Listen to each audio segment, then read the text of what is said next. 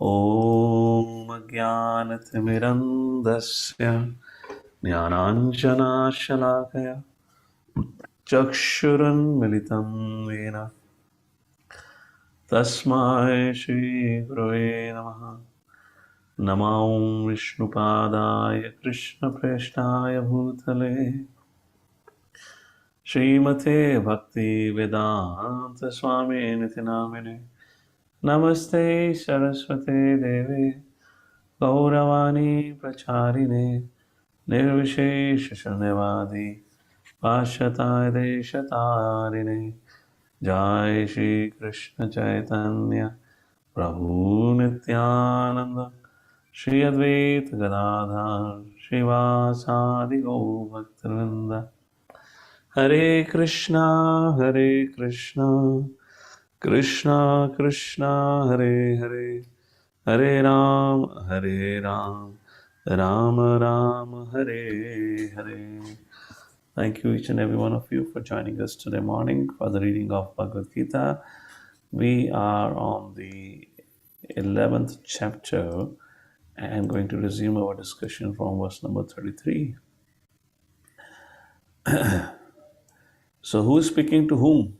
Does anyone know what's the conversation going on? Sanjay is speaking to. No, but right now Krishna is speaking to Arjuna. Yeah. Because the 32nd verse onward Krishna started, right? Yeah. 32nd verse, Shri Bhagavan Uvacha. So Arjuna had been speaking all this while, and Lord Shri Krishna said, I am. Arjuna asked, who are you? So Krishna said, as a universal form, verse number 32, just a quick recap. I am the great destroyer. I am come here to destroy all people, which means I am the time, like that. Kalosmi. Now text number 33. तस्मात्त्वमुत्तिष्ठ यशो लभस्व जित्वा शत्रून् भुङ्क्ष्व राज्यं समृद्धम् मयैवेते निहताः पूर्वमेव निमित्तमात्रं भव सव्यसाची. So these 2-3 verses now are one of the most important verses of this discussion, and then the last few verses of the chapter. So what is Krishna is saying here? Tasmat. Once again, you might have paid attention in our reading, or at least in discussion with me, I often pay attention to the verse Tasmat whenever Krishna says, which means Krishna is now concluding, and Krishna says, therefore, Tasmat Tvamutishta, Utijao, Yash Labasva, get up and regain your fame. Therefore, get up, prepare to fight and win glory. Conquer your enemies, enjoy a flourishing kingdom. They are already put to death by my arrangement. And you, O Sabyasachi, can be but an instrument in the fight.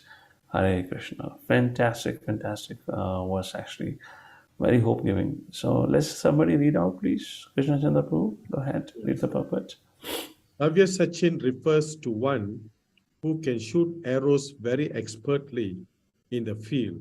Thus, Arjuna is addressed as an expert warrior capable of delivering arrows to kill his enemies. Just become an instrument, nimitta matram. This word is also very significant. The whole world is moving according to the plan of the Supreme Personality of Godhead. Foolish persons who do not have sufficient knowledge think that nature is moving without a plan, and all manifestations are but accidental formations. There are many so-called scientists who suggest that perhaps it was like this, or maybe like that. But there is no question of perhaps and maybe. There is a specific plan being carried out in this material world. What is this plan? This cosmic manifestation is a chance for the conditioned souls to go back to Godhead, back to home. As long as they have the domineering mentality, which makes them try to lord it over material nature, they are conditioned.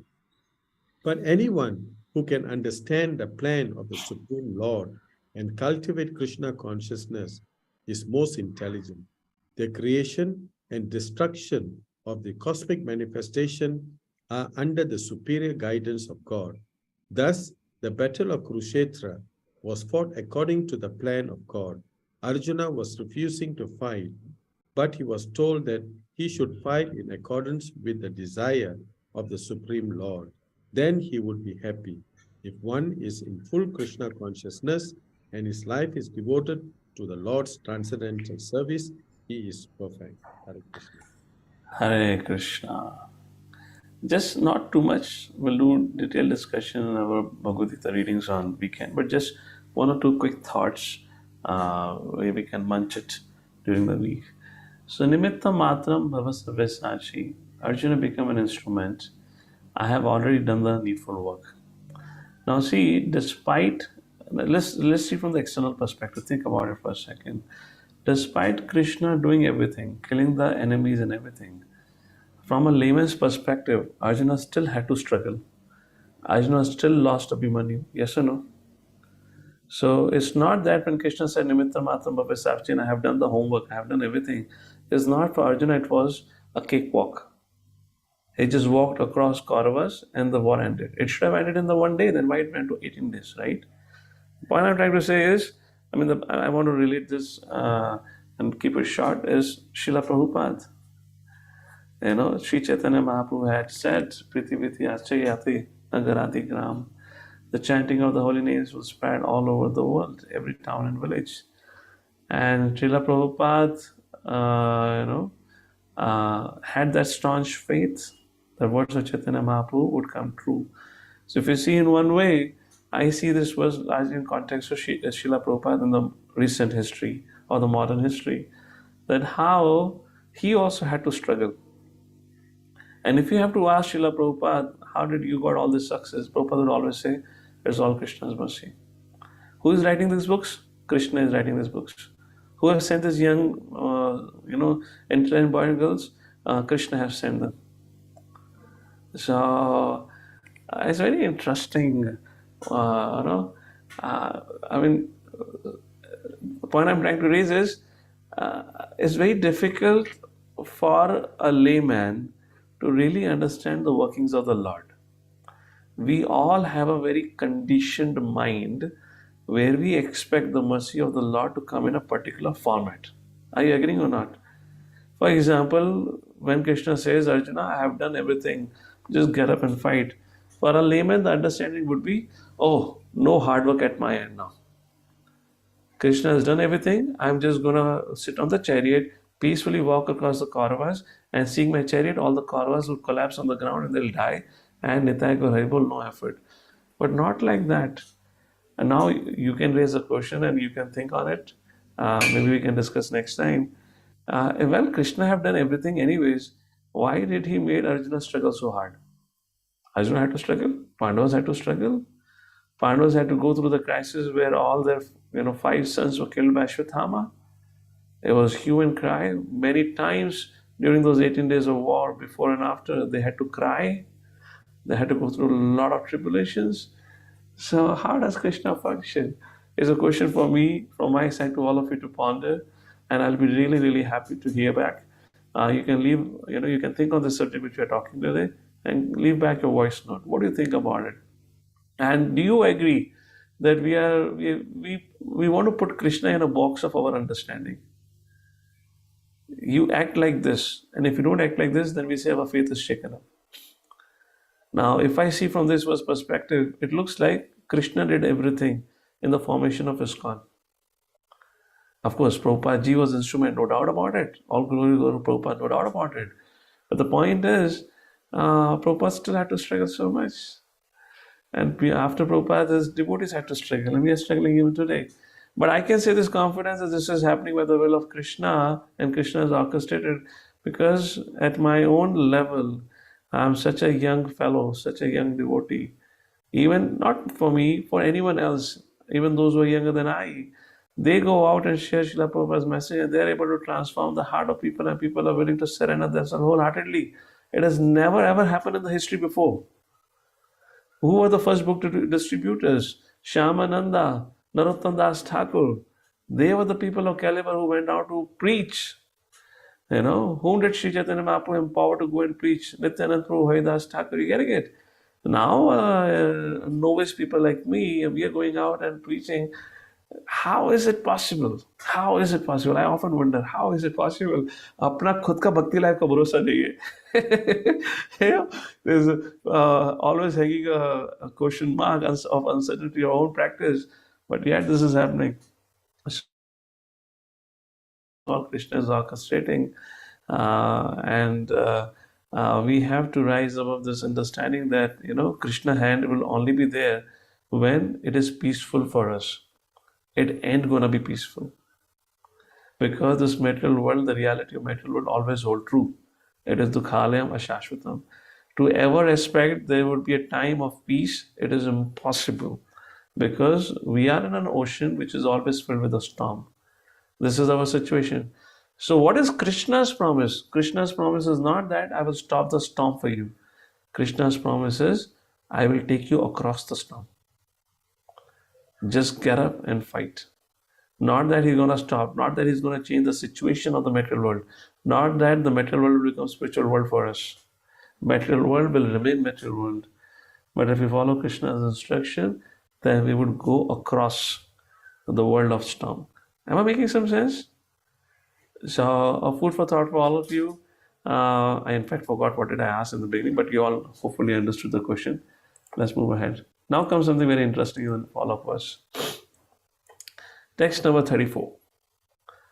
Krishna says, Dronam cha bhishmam cha jayadratam cha karnam tathanyanapi yodhaviran maya hatam svam jahima vatishtha yudhyasvajeta sirane sapatna. Drona, Bhishma, Jayadrata, Karna, the great warriors have already been destroyed by me, therefore kill them and do not be disturbed. Simply fight and you will vanquish your enemies in the battle. Purports. Every plan, these 2-3 verses purport is super class, huh? Mark out. These are the verses whose shelter we take when we are going through little challenges in our life. Oi, Goranga, what happened? Yeah, let me just highlight this whole thing. Every plan is made by the Supreme Personality of Godhead. Every plan, Prabhupada writes, huh? But he is so kind and merciful to his devotee that he wants to give the credit to his devotees who carry out his plan according to his desire. See this in context of Srila Prabhupada and see if it makes more sense.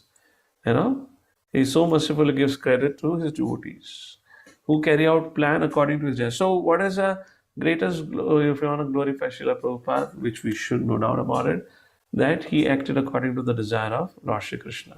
Now to know the desire of Krishna, which means the devotee has to be more smarter than the master himself. How many of you agree with this? For example, if you want to serve somebody, now somebody tells you what to do is one thing, but now to know the desire of the master, which means you have to be more smarter than the master. You need to be a step ahead to figure it out what my master wants. Okay, my master waken up, maybe he needs a hot water, maybe he needs a cold water today. So that is what, who carry out his plan according to desire, which means a devotee, the servant is more smarter than the Lord himself. Life should therefore move in such a way that everyone acts in Krishna consciousness and understands the Supreme Personality of Godhead through the medium of spiritual master.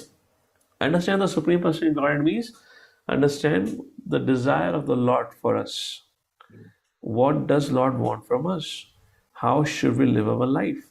How should we contribute through the medium of spiritual master? The plans of Supreme Personality of God are understood by His mercy, and the plans of devotees are as good as His plans. One should follow such plans and be victorious in the struggle for existence. So somebody may say, Arjuna was fortunate enough sitting next to Krishna, he could ask what Lord wants, but we don't have access to Lord. How do we understand what is the Lord's plan for us? So Prabhupada says, devotees' plans are as good as Lord's plans. So follow whose plans? Devotees' plans. One should follow such plans and be victorious in existence. So it teaches us few things. Very first thing that comes out is we are supposed to become a follower. We need to learn to follow. A good follower is a good leader because he becomes loyal to the parampara. He will not break the loyalty. So what we need to, one training that we all need to undergo in our life is to cultivate this mood of subordination, or cultivate this mood of that I will follow.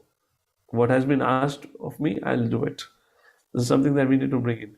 Now, this does not mean blind faith, that we stop thinking about it, we do anything and everything. No. Anything and everything has to be backed by Guru, Sadhu, and Shastra. And like Arjuna asked questions, devotees encouraged to ask n number of questions and how to express his or her concerns in doing this service or not. But still, we should act with the blessings of our seniors. Then whatever we do becomes successful. That's the sum and substance of it. Text number 35. Sanjay Vacha एतश्रुत्वा वचनं केशवस्य कृताञ्जलिर्वेपमानः कीर्ति नमस्कृत्वा वै एवाह कृष्णं सागद्गदं भीतभिथा प्रणम्य. Sanjay said to Dhritarashtra, choking after hearing this verse from the Supreme Personality of Godhead, the trembling Arjuna offered obeisance with folded hands again and again. He fearfully spoke to Lord Krishna in a faltering voice as follows. All in reference. Text number 36. अर्जुनवाचा स्थाने ऋषिकेश तवा प्रकृत्या जगत् प्रहस्यस्ति अनुरज्यते च रक्षांसि भीतानि दिशो द्रवन्ति सर्वे नमस्यन्ति च सिद्धसङ्घा. Arjuna said, O Master, the sense of the world becomes joyful upon hearing your name, thus everyone becomes attached to you. Although the perfected beings offer you their respected homage, the demons are afraid and they flee here and there. All this is rightly done. So now the prayers of Arjuna section is here. Somebody read out the purport, Madharanjana. Please go ahead. Govinda. Hare Krishna. Arjuna, after hearing from Krishna about the outcome of the field of Kurukshetra, became enlightened, and as a great devotee and friend of Supreme Personality of Godhead, he said that everything done by Krishna is quite fit. Arjuna confirmed that Krishna is the maintainer and the object of worship for the devotees and the destroyer of the undesirable. His actions are equally good for all. Arjuna understood herein that when the battle of Kurukshetra was being concluded in outer space, there were present many demigods, sadhus, and the intelligentsia of the higher planets, and they were observing the fight because Krishna was present there. When Arjuna saw the universal form of the Lord, the demigods took pleasure in it. But others who were demons and atheists could not stand it when the Lord was praised. Out of their natural fear of the devastating form of the Supreme Personality of Godhead, they fled. Krishna's treatment of the devotees and the atheists is praised by Arjuna. In all cases, a devotee glorifies the Lord because he knows that whatever he does is good for all. Hare Krishna.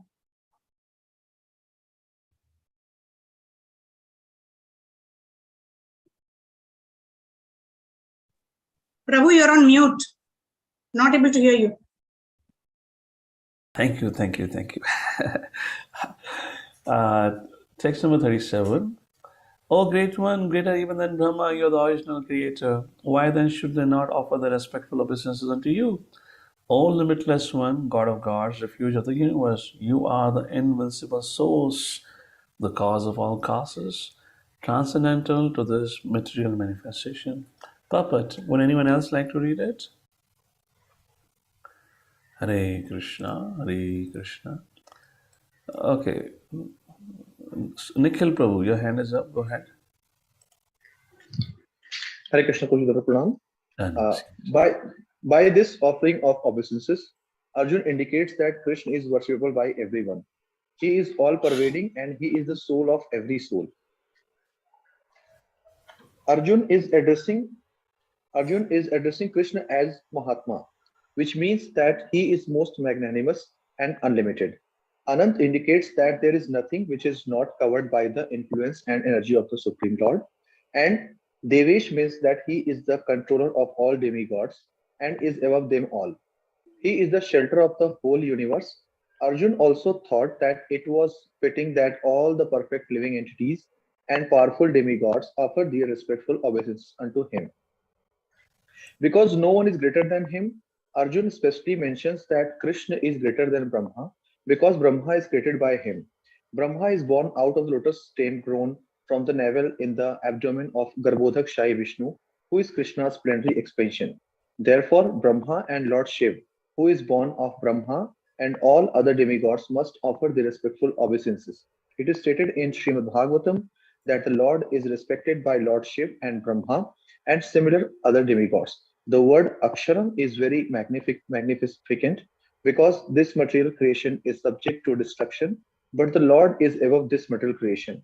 He is the cause of all causes, and being so, he is superior to all the conditioned souls within this material nature, as well as the material cosmic manifestation itself. He is therefore the all great supreme. Hare Krishna. Text number 38. Tomadideva Purusha Puranas Tomasya Vishwasya Param Nidhanam Vedasi Vedyam Cha Param Cha Dhama Tvaya Tatam Vishwamanantarupam. What a beautiful verse. You are the original personality God and the oldest ultimate sanctuary of this manifested cosmic world. You are the knower of everything. You are all that is knowable. You are the supreme refuge above the material modes. O limitless form, this whole cosmic manifestation is pervaded by you. Okay, Mother Indu Radhika, you had your hand up. You want to read? You can unmute. Hare Krishna Prabhuji. Everything is resting on the Supreme Personality of Godhead.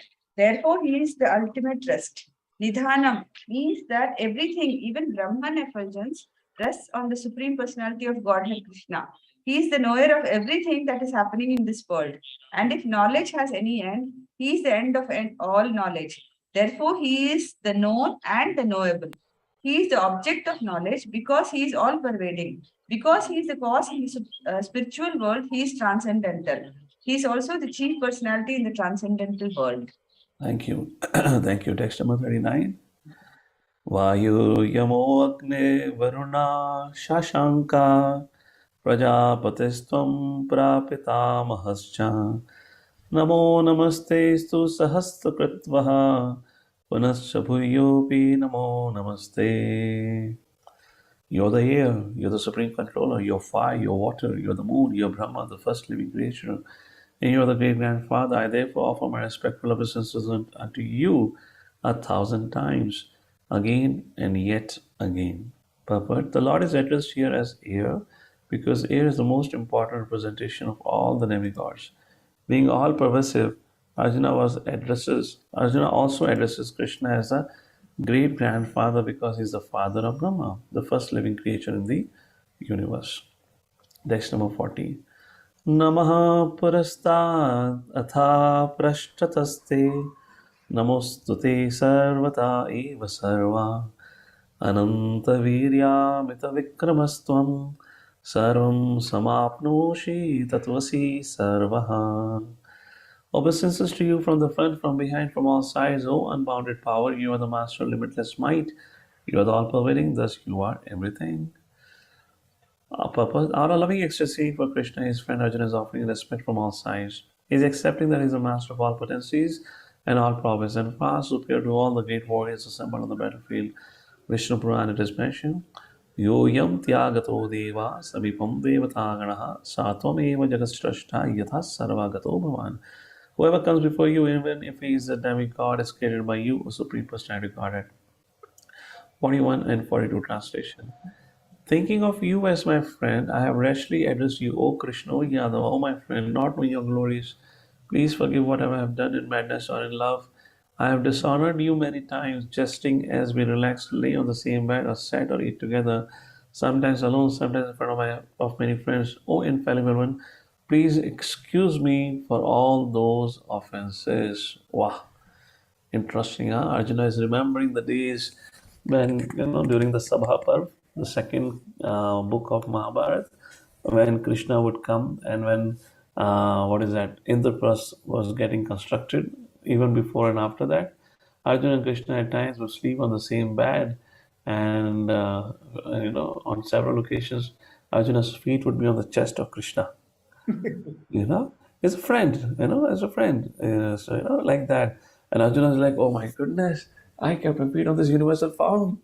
How can I do this? There's no end.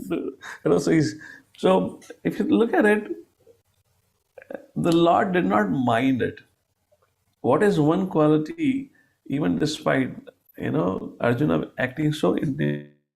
What was one quality of Arjuna that sets him aside from everyone present on the battlefield or every one of us who are here today? What was that one quality? Any guess? Krishna mentions that in Bhagavad Gita himself. And he mentions specifically to Arjuna about himself also. It's a dear friend. Yeah, dear friend, okay. But what does exactly dear friend means? What is that one quality that Arjuna had? Any quick thoughts? Prabhuji, he was not jealous of Krishna. Yeah. He Call accepted it, whatever we'll say non-envious. Jealousy is a little lesser than envy. There's a difference. So non-envious, correct, non-envy. He was not envious of Krishna. That's the reason Krishna didn't mind. Purport. Mother Yagya, go ahead. Read the purport, please. Dandavat Pranam, Prabhuji. Hare Krishna. Purport. Although Krishna is manifested before Arjuna in his universal form, Arjuna remembers his friendly relationship with Krishna and is therefore asking pardon and requesting Krishna to excuse him for the many informal gestures which arise out of friendship. He is admitting that formerly he did not know that Krishna could assume such a universal form, although Krishna explained it as his intimate friend. Arjuna did not know how many times he may have dishonored Krishna by addressing him, "O my friend, O Krishna, O Yadava," etc., without acknowledging his opulence. But Krishna is so kind and merciful that in spite of such opulence, he played with Arjuna as a friend. Such is the transcendental loving reciprocation between the devotee and the Lord. The relationship between the living entity and Krishna is fixed eternally. It cannot be forgotten, as we can see from the behavior of Arjuna. Although Arjuna has seen the opulence in the universal form, he cannot forget his friendly relationship with Krishna. Hare Krishna. So we all also have the opportunity, there are different levels of realization, Brahmeti, Paramatmeti, Bhagavaniti, Shabdate, and why people can't reach to the platform of Bhagavan realization, where they can have direct reciprocation relationship with the Lord. The inhibiting factor is envy. The inherent factor is envy. So this is one thing that binds us to this world. And this is something, if I can dare to say that, is something what we need to evaluate time and again within ourselves. How much I have become freed from this quality of envy. Now, how does it get manifested? In a gross form, it gets manifested in the way of fault finding, criticism, comparison. Okay, little comparison is okay, healthy comparison, as long as we are not having a ill-wishing heart for others. That's okay. Comparison happens in spiritual world also for that reason. But there's no ill wish. We're not wishing bad for other person like that. So these are some very gross ways to think about it. Therefore, very beautiful verse from Nectar of Instruction, text 5. I really love this. How Rupa Goswami. I'm just waiting for that it to start once Bhagavad Gita gets over. Fantastic book. And he says, Rupa Goswami, Krishneti yasya giritam manasadriyeta dikshasi chit pranitibhischa bhajantamesham susrushaya bhajan vijnanam ananyamanya nindadishunya hridam ipsita sangalabdha. Sangalabdha, you should be desirous of labdha, sangha, labdha, you should be desirous of association. Of which association? Nindadi shunya hridam ipsita sangalabdha. Whose heart has become entirely hridayam shunya. There is no propensity, ninda, to find faults or to do ninda of others. This is Rupa Goswami saying that. And that is what is the quality of Uttamadhikari. His heart is entirely free of finding faults in others. So please don't get discouraged. If in case we have that quality, I'm not intending to say anything like that. I'm just saying this is something, a parameter where we need to look back at us at times when we're thinking that we're making a tremendous progress. Hey, wait a second. What's the state of my heart? How much I have become well-wishing for others? Okay, well-wishing, first we have to start becoming well-wishing for our family members, for our friends, and foremost, I would say, for our teachers. Because teacher is one relationship where we get into familiarity and similarity. Particularly when you have a close interaction, when you're living together in a one community. Online program is a different thing. You can have some amount of familiarity and some amount of similarity. But when you're staying together in a single community where you get to meet often, then familiarity and similarity really arises very quickly. Like that, how much well-wishing heart we have for those who are guiding us, taking care of us, etc., etc. Then we can talk about our enemies, which is really far off, actually, which is really far off. For that, we really need to pray to Lord to empower us for that. But just a quick thought on this. I even forgot what we were talking about. We were discussing, yeah, Arjuna, we're talking about non-envy. Arjuna was able to do that, and Krishna accepted that because Arjuna had no envy for Krishna. Okay, text number 43. Pitasi lokasya characharasya tamasya pujyascha guru gariyan natvat samusti abhayadika kutunyo loktrayapi apratima prabhava. Translation. You are the father of this complete cosmic manifestation of the moving and non-moving. You are its worshipable chief, the supreme spiritual master. No one is equal to you, nor can anyone be one with you. How then could there be anyone greater than you within the three worlds, O Lord of immeasurable power? Okay, this is a big purport. Okay, Ravi Prabhu, you want to read out? You have your headset ready? Hare Krishna. You are the purport, the supreme personality of Godhead. Krishna is worshipable as a father is worshipable for his son. He is the spiritual master because he originally gave the Vedic instructions to Brahma, and presently he is also instructing Bhagavad Gita to Arjuna. Therefore, he is the original spiritual master, and any bona fide spiritual master at the present moment must be a descendant in the line of disciplic succession stemming from Krishna. Without being a representative of Krishna, one cannot become a teacher or spiritual master of transcendental subject matter. The Lord is being paid obeisances in all respects. He is of immeasurable greatness. No one can be greater than the supreme personality of Godhead, Krishna, because no one is equal to or higher than Krishna within any manifestation, spiritual or material. Everyone is below him. No one can excel him. This is stated in the Shvetashvatra Upanishad. Na tasya karyam karanam na cha vidyate na tat samas chabhyadikas cha drishyate. The Supreme Lord, Krishna, has senses and a body like the ordinary man, but for him there is no difference between his senses, his body, his mind, and himself. Foolish persons who do not perfectly know him say that Krishna is different from his soul, mind, heart, and everything else. Krishna is absolute, and therefore his activities and potencies are supreme.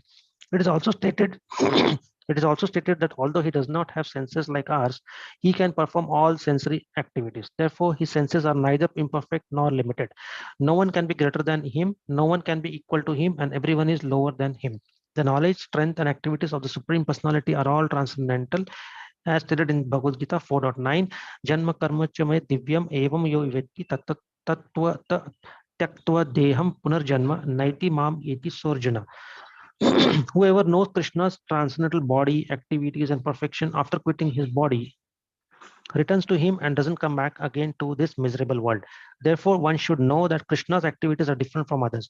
The best policy is to follow the principles of Krishna. That will make one perfect. It is also stated that there is no one who is master of Krishna. Everyone is his servant. The Chaitanya Charitamrita Adi 5.142 confirms Ekale Ishvara Krishna. Ara Sabha Bhritya. Only Krishna is God and everyone else is his servant. Everyone is complying with his order. There is no one who can deny his order. Everyone is acting according to his direction, being under his superintendence. As stated in the Brahma Sahita, he is the cause of all causes. Hare Krishna. Haribol, Haribol, Haribol. So, just to take a look at it, 11th chapter. We're going to start on the 44th verse now. Yeah. So, tomorrow we should be able to finish. We could cover around 11 verses. Of course, last few verses have a big purpose, but major section is done. So, we'll pause here. It's 7:15. So, from tomorrow, we resume our discussion from the 44th verse of 11th chapter. Just to conclude, some some reflections that we had during our discussion. One was about Lord Shri Krishna says, Nimitta Matram Bhavisa Visachi, become the instrument of my grace. Yet the life in material world is not going to be easy. And I gave an example of Srila Prabhupada. For that reason, Arjuna. It's not that, now Krishna, we are following Krishna as well, so it will be a cakewalk. It ain't gonna be, because this is material world. We have to accept the truth. So those who come with an understanding to Krishna consciousness, now I come to Krishna consciousness, all the sufferings, all the pain would go away. I would only have bliss. They're partially correct. Yes, we'll have a bliss to the degree we connect to the spiritual energy. But while trying to connect to spiritual energy, if we still have material attachments, will not be bliss, because material world is going to give us suffering only. That's the place, the Kalyam Shashvata. Let me put it this way. How many of you kind of now acknowledge or have got this realization that material world is indeed, you be a devotee or non-devotee, is indeed a place of suffering only? Yes. Yes? Raise your hands. Correct? Yes, Prabhuji. This is something, it takes a lot of time for us to get to this reality. Many times people who come in the beginning, they think they come because of artho, they're distressed. And they think because of spiritual practice, I'll get freedom from distress. You get freedom from distress, but the situation where you're living in is not going to change for you. Because it's Kali. Because this is material world. Kali. So that we have to, so even as a devotee, there are going to be problems, there are going to be challenges. It's not that we are not coming from the time when Prabhupada was here. It's not that Prabhupada had a golden time. Prabhupada had challenges. It's not that Chaitanya Mahaprabhu's time was golden era. There were people like Chand Khazi. There were people like Jagai Madai. There were people like Buddhists who tried to poison or attack Chaitanya Mahaprabhu, and there were people like who really abducted the servant of Chaitanya Mahaprabhu in South India Yatra, like that. So, when was there no trouble? So there was a point we were discussing about it. Often we put Krishna, often we put God in our own box, and we want things to happen accordingly. And if it doesn't happen, we say, oh, God is not there. No, this is immaturity. This is not the mature way of looking at it. Where did Krishna say the material world becomes spiritual world? He never said that. It said your inauspicious life will become auspicious. Why? Because our actions would change. Today, there is no greater abuser. Nobody tortures us as we torture ourselves. Self-abuse happens because of smoking, alcohol, watching nonsense movies. This is self-abuse. Nobody is abusing anyone. We are abusing ourselves. So our actions become auspicious, our life becomes auspicious, because we stop abusing ourselves. And when we stop abusing ourselves, we stop abusing others. That's the bridge is built accordingly. That was a part of the discussion we had. And the second part of the discussion, where we a little bit reflected, was about Arjuna's feet used to be on the chest of Krishna. Krishna, the same Supreme Personality who's standing in front of him in his inferior form as universal form, standing in front of Arjuna. Arjuna is petrified, terrified right now. And he's thinking, how dare I put my feet on this form? So ghastly. And Krishna says, Kalos me, I am the destroyer. I've come here to destroy everyone. So Arjuna was trembling. So I raised the question, how did Krishna accepted this impudence, this arrogance of Arjuna, when Arjuna thought of putting his feet on Krishna's chest? Only one thing Arjuna had, and that is what we all need to struggle in this world to get off. That is envy. And where does our envy talk about? The gross, how do we measure it? How well-wishing have we become to our own family members, to our friends, and I would say foremost to our own teachers. Kali Yuga, it is mentioned in scripture, the disciple itself will be the worst enemy of the Guru. This is what the Kali Yuga things are talked about. They will bow their head, they'll touch the feet, but at the heart of their heart, they would have full envy for the teacher only. And they'll think, "Ay bhai, kab bimar hoga, kab khiskega ye? Main jaake vyas asan mein baith ke pravachan dena shuru karu." Like that, yeah, these are things, like that. So, point is, this is what we may, not that we'll get, because as long as we're not acting on it, it's not that we'll not make advancement. We'll make advancement, but we'll not be able to develop a relationship with the Lord in that 5 rasas, because there cannot be any scope of envy allowed in dasya, vasalya, sakhya, what to speak of madhurya for that reason, and of course shantaras like that. Of course shantaras we can get it because there is no reaction and action for that. So if you are looking for that highest thing, So Krishna has put it under a testing ground. First, you show amongst devotees how much you have become freed from envy. All right, these are two main points that we discussed and reflected on today's discussion.